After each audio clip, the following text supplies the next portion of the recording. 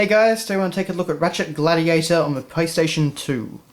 Now, this was actually the fourth game in the Ratchet & Clank series, and it was a bit of an oddball.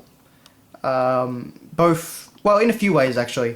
The biggest reason it's a bit of an oddball is because Clank was no longer with you.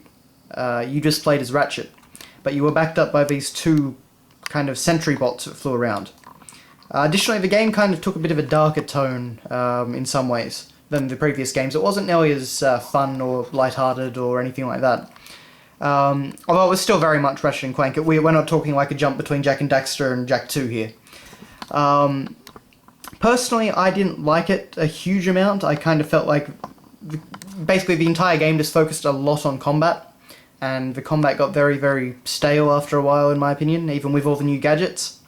So, yeah, not one of my favourite Ratchet & Clank titles, but actually the first one I ever bought.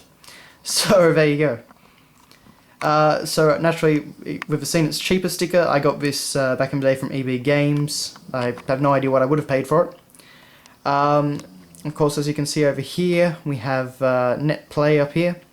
And this had pretty much the same sort of online multiplayer as Ratchet & Clank 3 did.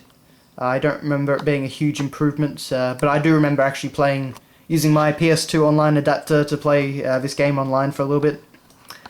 Yeah, and of course this was still Insomniac Games. My copy's a little bit trashed in some ways. It doesn't show up as much on the camera, but I lent this to my cousin for a while and it came back a little bit damaged, so anyway. So Ratchet Gladiator, written pretty simply on the side. And welcome to Dread Zone, the galaxy's favourite combat sport. So you were basically just on a game show with guys like this commentating over you, and the game show was basically just you fighting a whole lot of monsters or enemies and whatnot. So yeah, it was a pretty simple concept, pretty simple story, pretty simple game.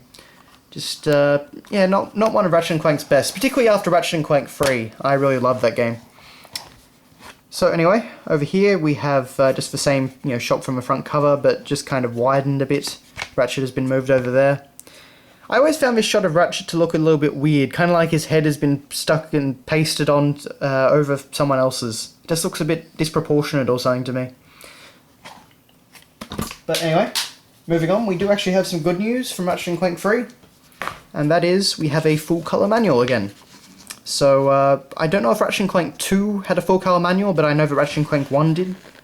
And then Ratchet & Clank 3 had a black and white manual, so kind of nice to see that we had a return to colour here. So we get a nice little story overview here, with the announcers talking. But aside from that, it's your pretty stock-standard manual.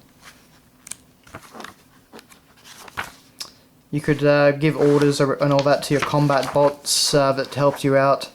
I don't remember it being a particularly deep or effective system though. I think most of the time I just took things into my own hands, but I'm going back a fair bit, so I may not be giving the game a fair shake there. Go overview of all the characters and whatnot. We get some cooperative play mode things.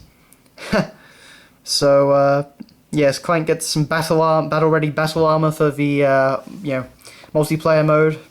So you actually got to play as Clank as a separate character, so that was kind of a neat idea. But yeah, pretty simple. And then on the back we have Jak X, the killer racing game. So, yeah, for some reason both these series just kind of threw a little bit of a curveball on their fourth games.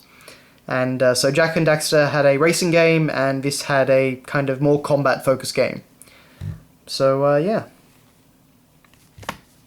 Anyway, that has been your look at Ratchet Gladiator, or actually I should mention this was actually called Deadlocked as well in some regions. So if you're wondering why it's called Gladiator, that's why. In Australia it was called Gladiator, I think in Europe it was called Gladiator, and I think in America it was called Deadlocked.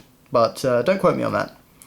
Anyway, so I wouldn't say get this unless you're like a big Ratchet & Clank fan, you're trying to collect this stuff. It's definitely not the one to get if you've never played a Ratchet & Clank game before, in my opinion. Yeah. So anyway, thanks a lot for watching, guys, and I'll see you later.